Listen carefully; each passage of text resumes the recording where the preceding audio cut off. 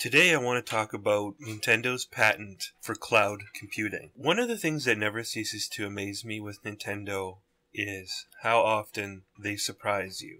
How often they pull something out of a hat that you never expected. That's something I both love and also fear about Nintendo, because I'm always worried that they're going to do something that is going to make their games just uninteresting to me to play. But I have come to, trust them at this point because they've done so many different things, and very rarely has a Nintendo game actually been ruined by something that they're doing. I think one case that I can remember was for Kid Icarus Uprising on the 3DS. I didn't like how you had to basically hold the 3DS in one hand and use the stylus for aiming in the other hand. So I got big hands, so it just was always a little bit awkward and a little bit made my wrist sore to have to hold the whole weight of the system with me pressing down on it with my big hands in one hand. So there is a little bit of a fear there with what Nintendo is doing sometimes, that they might make a game not fun. However, I digress. What I want to talk about is the patent that recently was unearthed from some employees of Nintendo to do with cloud computing. And when this patent surfaced, it just blew me away, because not less than 72 hours before that patent came out, I had told some of my gaming friends that Nintendo would be the last company to use cloud computing, and I didn't think that cloud computing was the future of gaming. And then, lo and behold, Nintendo comes out with a cloud computing patent. Now, to my credit, this is a completely different application for cloud computing, the way the Nintendo patent is, compared to what my understanding of how cloud computing is used in video games.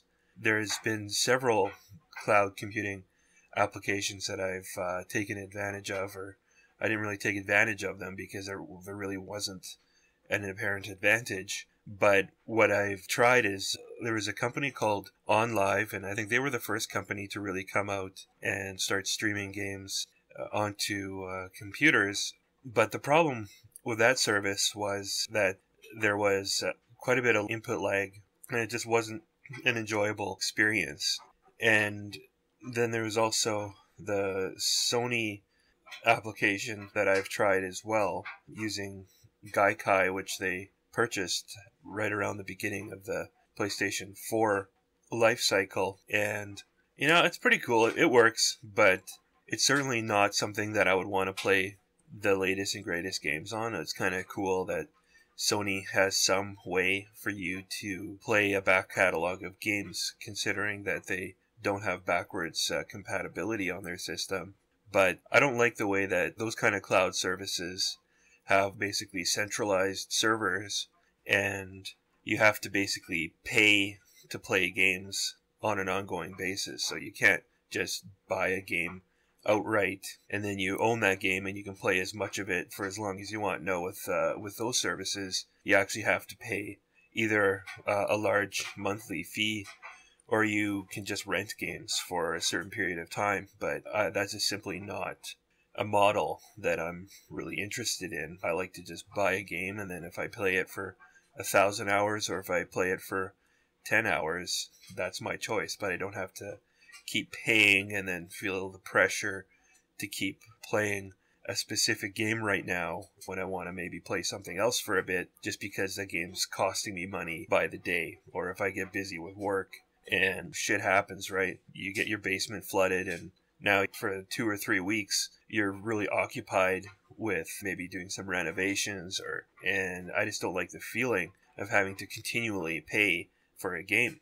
But Nintendo's patent doesn't seem to have any of those issues that I've mentioned, because it is a much more ambitious concept. This concept is that basically, the way I see it, there's two main angles to it. Angle number one is that you can set up your own cloud computing network in your own home. So you would buy an NX console, let's say, and you would buy an NX handheld, And if you bought a supplemental computing device from Nintendo and hooked it up in your home, you would be able to get better graphics potentially on your handheld as well as on your console. And since the actual cloud server or the cloud computing device is located, within mere feet of your handheld or your console, there should be minimal to no lag. And in fact, you can actually hook it up directly to the console, and that's going to reduce any input lag or slowdown that you might experience. So, and the other thing about it is that you actually own these servers. Nintendo does not have to maintain the servers at a headquarters somewhere or at centralized locations where they have to pay for bandwidth, where Nintendo has to pay employees to maintain the servers. So there's no reason why there would be any sort of a monthly fee or cost associated with it. And then the other angle to it in the patent is also that maybe other supplemental computing devices that have been hooked up to Nintendo consoles in your local community could all actually feed each other cloud computing power, and it would still be relatively close by. So if, like in my case, I don't live in a major center. I live in a town of about 15,000 people. So the idea that these cloud computing companies like OnLive or Gaikai/Sony are going to set up a cloud computing network in my community is very unlikely. But with Nintendo's way of doing it, it's extremely likely that there's going to be a network of computers nearby. So I think it has potential. I want to see what Nintendo precisely does with it, if they actually do anything with it. But I'm totally down for a model where I can buy a console or I can buy a handheld, and if I want to improve the graphics because I'm a more hardcore user, like I'm the kind of guy that would pay twice as much money for 50% more power, and I'd love to have that option. So give me your thoughts in the comments below. If this is something that you'd be interested in, or if you have any opinions on what I've said, I'd love to hear from you. Click like and subscribe.